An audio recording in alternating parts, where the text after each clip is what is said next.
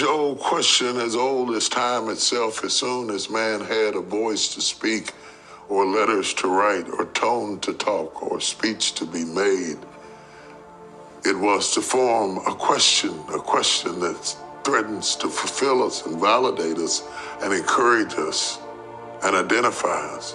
The question deep down in the hearts of every human being living is, why am I here? What is my purpose?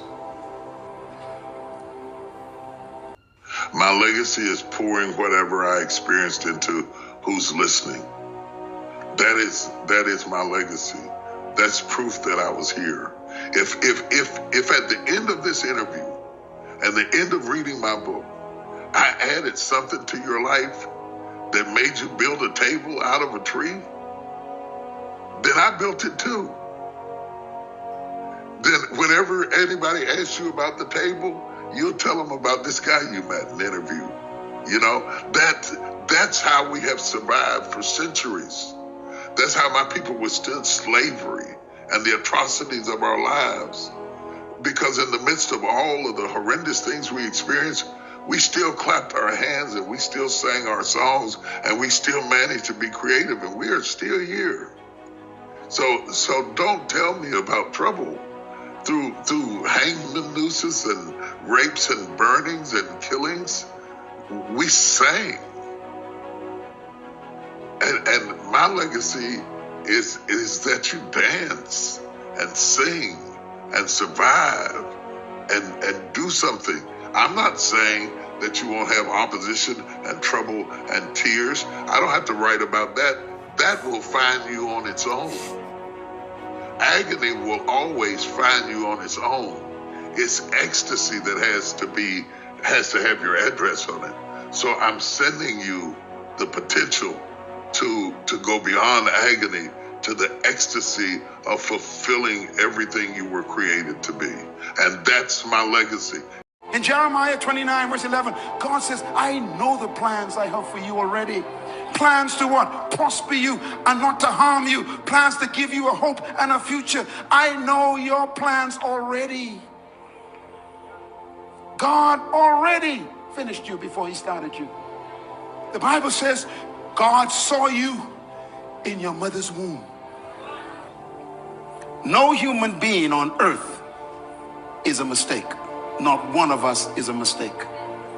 We were sent here specifically to do something valuable. Whatever your answer is, don't choose anything that will jeopardize yourself. Prioritize who you are, who you want to be, and don't spend time with anything that antagonizes your character. Be brave, take the hill, but first answer that question, what's my hill? So first, we have to define success for ourselves. And then we have to put in the work to maintain it. Take that daily tally. Tend our garden. Keep the things that are important to us in good shape. Where you are not is as important as where you are. It is just as important where we are not as it is where we are.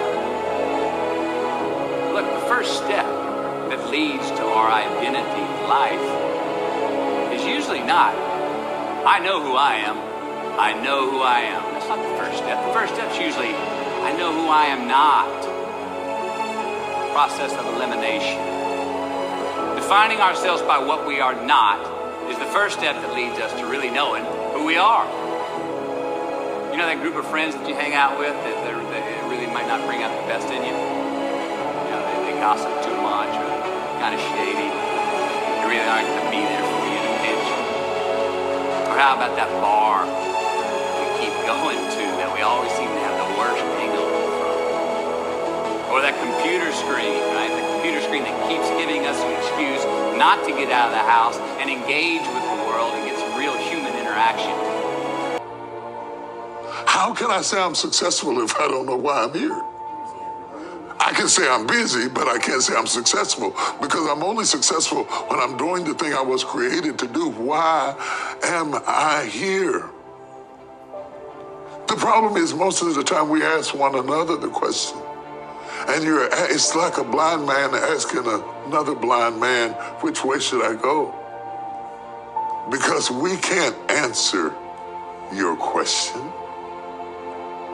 because we're trying to answer our own question.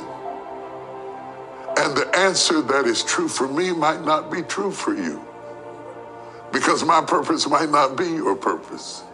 So in order to get the answer, we have to go back to the manufacturer because he is the only one who knows me. Right. Because I don't even know me. But God knows why I am the way I am. And he knows where the bolts goes, and he knows where the screws should be, and he knows where to put the valves, and he knows how to handle me. Because he knows me. He knows what I can do. He knows what I can build. He knows what I can handle. He knows what I can have. He knows whether I'm supposed to be here or there or with this one or that one or connected here or there.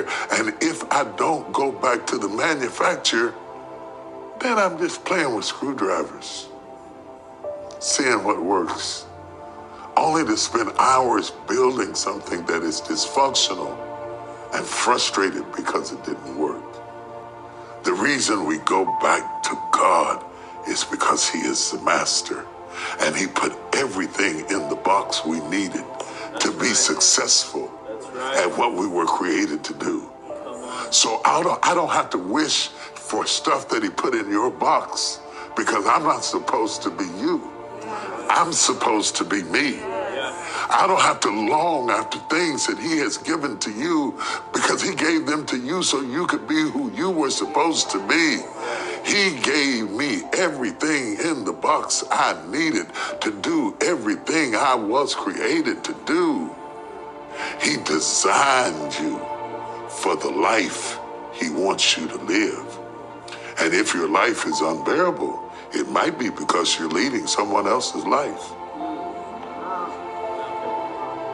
If your life is too much and too heavy and too fast and too painful, maybe you're living somebody else's life.